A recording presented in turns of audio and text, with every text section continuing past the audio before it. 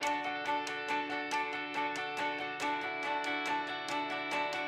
Dallas to be different, it's going to require every single church in this room. It's going to require every pastor, every member to collaborate, to work together, not just in a theoretical sense, but in a real sense.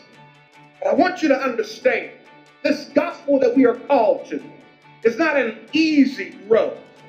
This gospel to which we've been called to, we may be excited today, but when we get back to our ministries, when we get back to the realities of life, there will be some discouragement that we may face.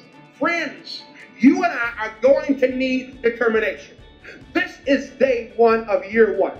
We've got 5 years left in this effort. And this is not a race that we give up soon, but it's a race that will require determination. Because when we keep moving by God's faith, God says, I will be with you every step of the way. I don't know about you, but I don't want to miss what God is up to in the city of Dallas. I don't want to miss. I don't want to look back 5 years from now and say, I remembered, but I didn't get engaged.